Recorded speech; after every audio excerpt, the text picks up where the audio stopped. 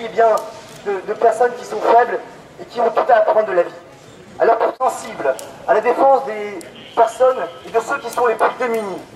Alors, l'une des deuxièmes raisons pour laquelle nous avons décidé d'organiser ce rassemblement, eh bien, c'est que dans une guerre, il faut être capable de désigner l'ennemi. Alors lorsque je parle de guerre ou d'ennemi, entendons-nous bien, il ne s'agit pas, évidemment, contrairement à ce qu'un certain ministre de l'Intérieur a pu interpréter, il ne s'agit pas d'une guerre physique contre des personnes, il s'agit d'une guerre d'idées, une guerre idéologique. Et il s'agit bien d'une guerre idéologique. Une guerre que je définirais entre les partisans, une guerre entre les partisans de la vie, les partisans de la dignité de la personne humaine, et puis les partisans du dynamisme, les partisans de la déconstruction et l'idéologie libérale libertaire. Parce que c'est bien de cela dont il est question, c'est cette idéologie qui est derrière tous ces projets de loi funestes, qui vise, je reprendrai les mots, les termes qui ont été utilisés par le ministre de l'Éducation nationale, M. Vincent Peillon, mais repris également par Mme Taubira, ministre de la Justice. Eh bien, il faut arracher l'enfant au déterminisme parental, au déterminisme culturel, religieux et culturel. Autrement dit, eh bien, c'est des enfants d'État. Des enfants d'État dont on veut des enfants qu'on veut arracher à leurs parents. Et cela me rappelle un film terrible. Je ne sais pas si vous l'avez vu, ça s'appelle La Déchirure.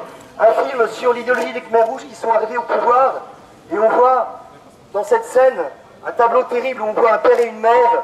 Et l'un des militants Khmers rouges vient effacer le père et la mère pour dire que les enfants appartiennent à l'État. Eh bien, c'est véritablement ça que nous voulons dénoncer ce soir lorsque nous dénonçons eh bien, le Grand Orient de France. Ça ne sont pas des personnes parce que, encore une fois, nous le rappelons, nous n'avons de haine contre personne. Le seul sentiment qui nous anime, c'est un immense sentiment d'amour pour notre pays, pour nos familles, pour notre peuple et pour nos enfants. Parce que nous savons très bien que eh bien, c'est dans le réel qu'il faudra leur donner un véritable sens à leur vie.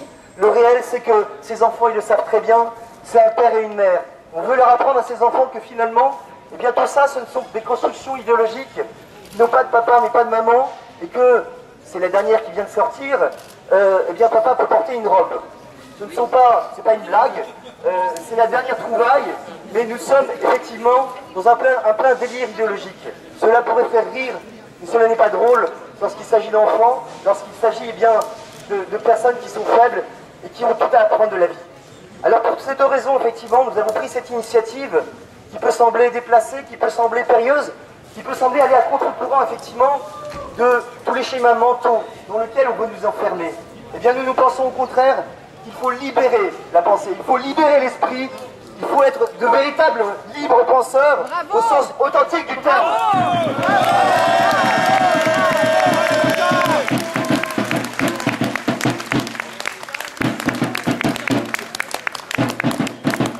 Alors, un certain ministre de l'Intérieur, qui est un frère de cet organisme, qui est à ma droite, a cru bon devoir demander l'interdiction d'un mouvement.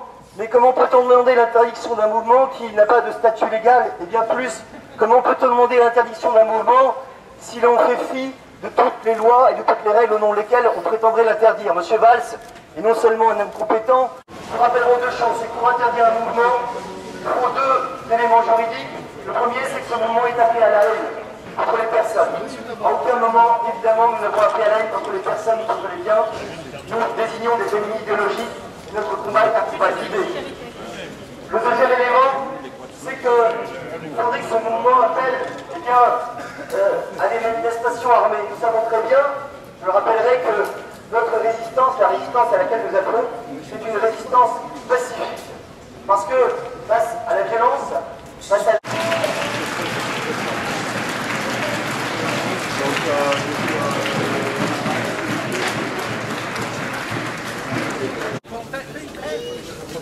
Merci beaucoup. Très bien, très bien.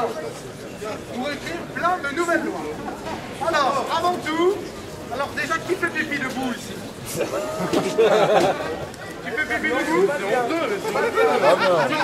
Non, qui font pipi assis. Et les deux, parents 1 et parents 2, donnent plein de petits enfants. Oh, les femmes!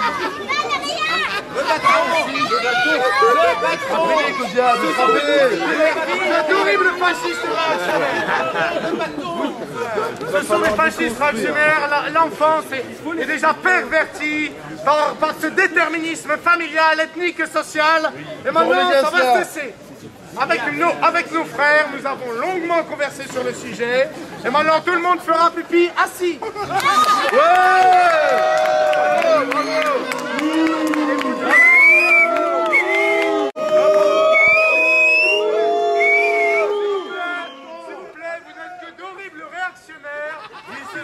Et des fascistes, et des fascistes, familial.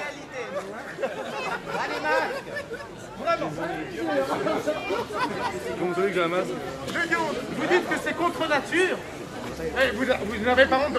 Dorénavant, vous ferez tous pipi assis. La nature est fasciste, on te l'appelle la nature est fasciste, mon enfant. Ah non. L'accent africain, Il n'y a plus un papa qu'une maman. Il y a un parent,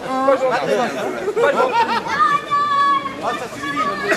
Il y a un parent, Et j'appellerais le carcan mental, dans lequel on peut nous informer au nom de la tolérance, et bien plus le carcan que l'on s'assigne à soi-même.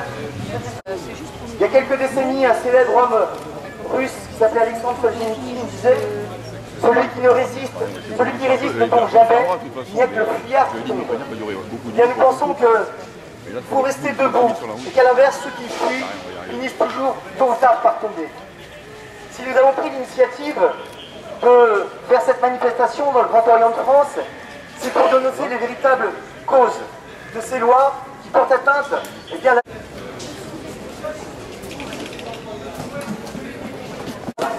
Je pense au printemps de Prague, je pense à la révolution de l'eau, qui sont venus à bout